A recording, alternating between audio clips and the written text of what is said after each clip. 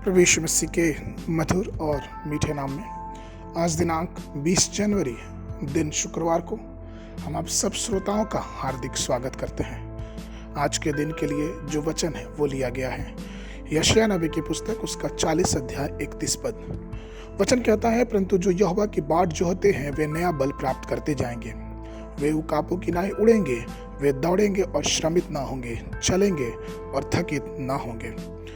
प्रियो, नए वर्ष में प्रभु आपको नई शक्ति देने की प्रतिज्ञा कर रहा है। वह यह संसारिक या शारीरिक शक्ति नहीं जो नियोजित आहार या व्यायाम के शक्त नियम के माध्यम से प्राप्त की जाती है, लेकिन आपकी आत्मा की शांति। आप अपनी शारीरिक शक्ति में कभी भी शैतान के सामने खड़े नहीं हो सकते। इसलिए प्रभु यीशु ने कहा लूका 24 उसके 49 पद में, और देखो जिसकी प्रतिज्ञा मेरे पिता ने की है मैं उसको तुम पर उतारूंगा, और जब तक स्वर्ग से सामर्थ्य ना पाओ तब तक तुम इसी नगर में ठहरे रहो। प्रियो, वे 10 दिनों तक यरूशलेम में ऊपरी कोठरी पर रहे और प्रार्थना करते रहे, और पवित्र आत्मा उन सब पर जो 120 लोगों के लगभग थे उतरा। वे पवित्र आत्मा की शक्ति से परिपूर्ण हो गए और उन्होंने पवित्र आत्मा को प्राप्त किया। तो उन्होंने एक नई सामर्थ प्राप्त की और उसके बाद वे यरूशलेम, यहूदिया, सामरिया और यहाँ तक कि पृथ्वी के पूरे छोर तक यीशु मसीह के नाम के गवाह बने।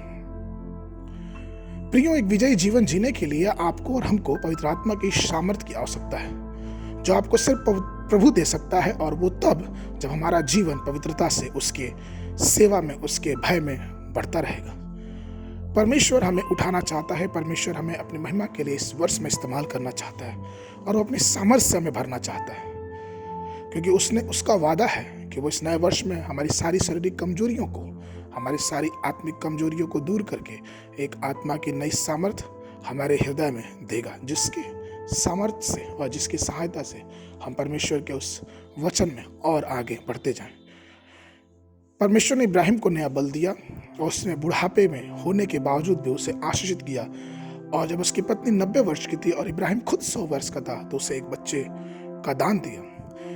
प्रियो, प्रभु के चरणों में बैठे रहना प्रभु की सामर्थ्य प्राप्त करने का सबसे अच्छा और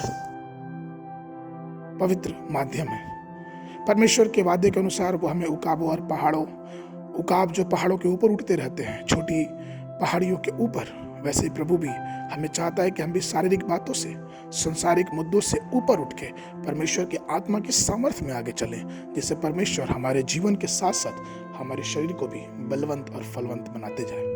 आज के मनन के लिए यहोशू नबी की पुस्तक उसका 14 अध्याय 11 पद। जितना बल मूसा के भेजने के दिन मुझ में था उतना बल अभी तक मुझ में है, युद्ध करने व भीतर बाहर आने जाने के लिए जितनी उस समय मुझ में सामर्थ्य थी उतनी ही अब भी मुझ में सामर्थ्य है। बाइबल अध्ययन के लिए सुबह के समय उत्पत्ति की पुस्तक उसका 49 और 50 अध्याय, संध्या के समय मत्ती रचित समाचार उसका 13 अध्याय 31 पद से लेके 58 पद तक। परमेश्वर आपको आशीष देवे।